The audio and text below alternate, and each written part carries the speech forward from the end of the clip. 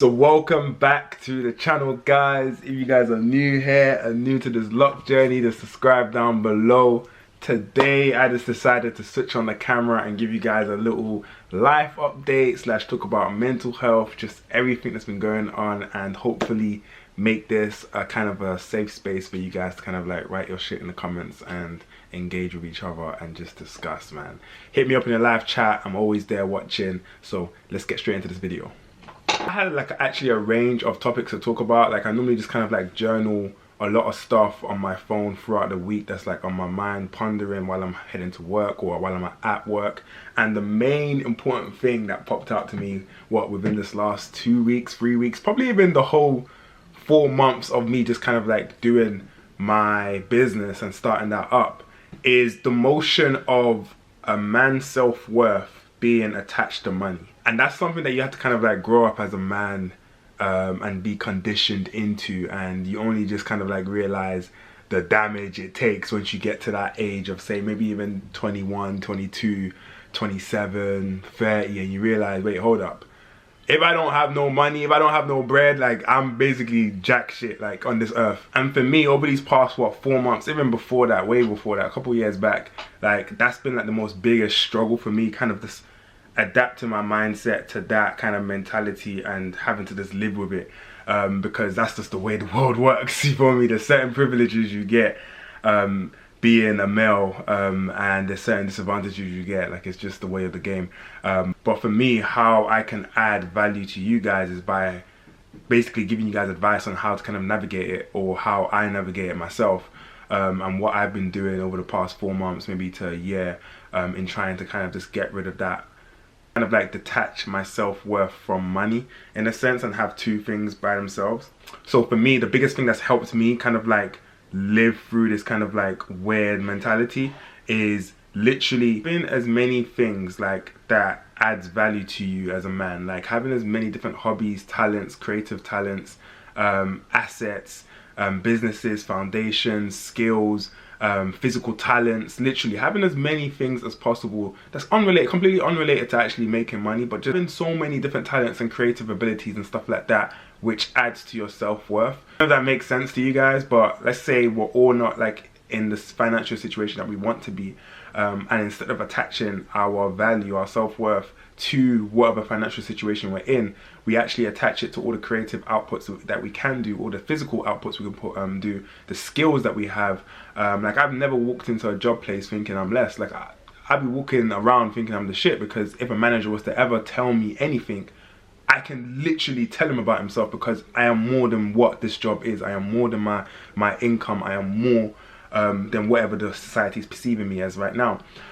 So that's what I use, kind of, that's one of the biggest factors I use to kind of just navigate myself through this world, where everyone thinks or believes that your self-worth is attached to money. So that's just, hopefully that helps someone, hopefully helps some of you guys growing up right now. Try to build as much of your self-worth based around the hobbies that you do day to day, your physical talents. I know some of you guys are football players, basketball players, soccer players, you feel me?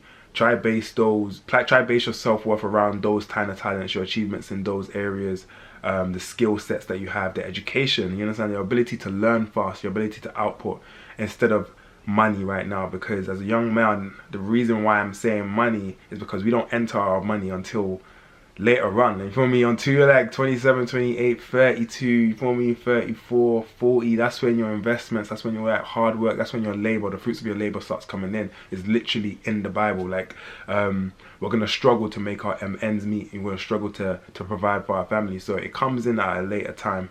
And with this society right now that we've got a very, it's a weird society where we expect 18-year-olds, 17-year-olds, 21-year-olds to have literally everything done, everything achieved, have the money to pay for multiple people's bills for no reason. Like is a lot, especially if you're coming from a broken home, if you're coming from a single parent home, if you're coming from the hood. You've got more responsibilities on your back, you've got a lot more expectation on your back. So couple all of that bullshit along with how society should see you as, it's a lot. So it's something that I've recognized. Minorities, men in minorities need to need to just understand and try not to knock yourself too hard if you're not there completely, and focus more on the things that you can do, the skills that you actually can achieve, or the things that you have achieved already through your hobbies. And just keep building that, keep building that, because by the time you get to 27 to 28, you realize that all those skills and achievements that you built up in these various different activities, you can actually monetize. So editing a video on Photoshop, like, that's something that I developed when I was in college in America. Like, I was in my junior year, and one of my friends was studying, I think, media studies or something like that, media and communications, and he was also on the basketball team with me. So like, it was a thing where after basketball practice, he went into the media studio, and for me back then, I was kind of contemplating starting YouTube. So I was just like, you know what, fuck it, if this guy goes into the media studio every day pretty much after practice, let me just see what I can learn from him. And he literally taught me how to use Premiere Pro, how to use Photoshop. And right now I think he's like a creative director for a few music videos and stuff like that, and movies. So he's doing his thing, and through that journey I've also learned a valuable asset that I'm still using to this day. Like, it's about 4 or 5 years now. So that's just one thing right there. Let me know your thoughts on that down in the comment. We'll move over to the next subject matter, which is being alone as a man. Now, this one has so many layers to it, because again, society perceives men to be and act a certain way. But what I meant by that, being alone as a man, is that you don't have no one. There's no support system. There's no networking system. There's nothing. Literally, the moment you come out the room, you get to about age 9. That's it. The umbilical cord is cut. You are now a budding young man, and you are on your own. And I'm saying this from my experience, because I didn't have this kind of like prominent father figure or prominent role model that comes into my life to tell me, listen, this is how you're meant to live, this is how you're meant to do certain things. It was basically just me doing what I felt I needed to do at the time to survive. So I did a pretty good job up until now, making my own decisions. I've taken a lot of L's. Don't get it twisted. I've taken a lot of L's. But it just comes down to the fact that you don't have anybody in this world. And obviously, if you're a teenage boy, you're in your 20s, you're probably figuring that out already. You probably already know it. Some of you guys might be in a little bubble, and you might not know it until that bubble bursts. But you are alone in this world, and the only true support you will have is of your mother. You understand? And if that relationship is already scarred, then trust me, you don't have no one. Don't believe your girl. Don't believe your wife. You're literally by yourself. And the reason why is because I don't know if some of you guys have heard of it, but conditional love from the world is literally not given to men. It's given to babies and it's given to women, but not men. So for me, how that concept of being alone as a man has affected me in my life is basically making sure I'm prepared for every negative situation, every opportunity that comes my way, having a dog mentality, a chip on your shoulder mentality from the get-go. Because if you don't have that in this world, boy, oh boy, man. Wow, listen, you're gonna get a rude awakening, man. A rude awakening. And it's not the same as a girl getting a rude awakening. For men, it's like twice as hard. You can end up homeless in some situations. So for me, how I've navigated that, and again, with some advice to you guys that are maybe teenagers, in your 20s, even 30s as well, in navigating that loneliness, is, apart from what I do in terms of just like making sure I'm on my shit, is making sure you're building networks, or I don't know if I pronounced that right. Making sure you're building networks, making sure you're actually building meaningful transactional friendships. Now, right now, when I mean by meaningful transactional friendships, right now, if you just look at your current friendship group, you've probably all met each other from in high school, or maybe family, friends, church gatherings, whatever it is, and that's just very platonic kind of emotional level relationships where you've got a mutual trust for that person, you've got a mutual fun factor, entertainment, socialness from that person, and that's all your relationship is. And what I want you to do as men is start to convert these relationships into functional transactional relationships, not entirely removing the emotions in it, but making sure that there is a benefit coming from each of these situations. You can't be hanging around with your best friend for 6 to 7 hours a day and you guys haven't built a clothing brand, you guys haven't built a Discord, you guys haven't started a YouTube channel, you guys haven't did anything productive, you understand? Especially if you're both men as well. So like, start looking into building these networks. Like I've got a ton of friends, you understand? I've recently started with my best friend. We started working on businesses. Each month we come together and we put our minds together and we work on our businesses. We give each other about 2 to 3 hours and we solely focus our minds on one business, try to get it right, then focus on the next one, so that we're leaving at least each month with something, you feel me? And we keep each other in check, we keep each other in line. So try to do that. You'd be surprised how much more it builds your bond in your relationships and your friendships.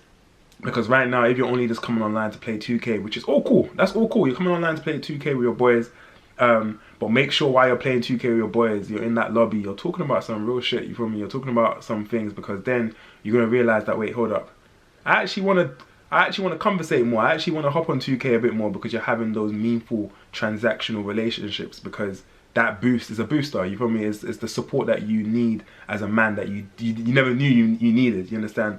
As much as they say we're the lone wolf, we're very social creatures, and don't let anyone tell you that you should be on your own kind of journey by yourself. Don't let these people sell you that false dream of get it by yourself, get it on your own. Any really successful man out there has a huge successful network around it. You can't build a business from scratch. You're gonna need key pieces. Like my business that I built right now, which is launching this month, I've had about 3 key components. I've had my well, I developed the website. I've had my product cosmetic scientist developer, and I've had my product designer. That's 2 people already, you understand? And before I even get it, I'm bringing in a photographer into the whole situation. So there's gonna be a lot of people that build these opportunities for you. Try and make sure that your friends have meaningful transactional relationships, you feel me? So on to the next topic. This next note that I wrote down, I was meant to do this video time ago, because I started my mental health series. I might put this in the mental health section. I was meant to be updating you guys with monthly mental health videos, to help you guys as like a reach out and just like a platform for you guys to kind of engage and share your thoughts. And I started getting comments on one of my old videos, and I was just like, damn, I haven't been posting any mental health videos. So one note that I wrote down on my phone was building mental health structures, or I don't know, things to kind of like help. And that's kind of like a side thought. It wasn't really kind of like something that I wanted to kind of like discuss, but it was kind of a thing where I want to build better black mental health structures, whether it's online, even the physical, as a business, something, you feel me, even a hotline, to help specifically a lot of black men, specifically. And the reason why I say specifically a lot of black men is because we don't seek out help, even though we often cry for it 24/7. You can look to any of your black male friends. They're probably going through a lot of shit. They're probably going through a lot of shit, and it says it in their eyes, it says it in their tone of voice, it says it in their frustrations. And often that little outcry that we do, or silent outcry, as I can say, is often gone unheard, or we just kind of don't really kind of give it that attention. We just kind of like grit it through and keep pushing through. But there's times where it gets to the point where it gets us. So being able to have maybe a hotline or some structure, I'm still thinking it could be my second business idea, third business idea, but I'm thinking to get together.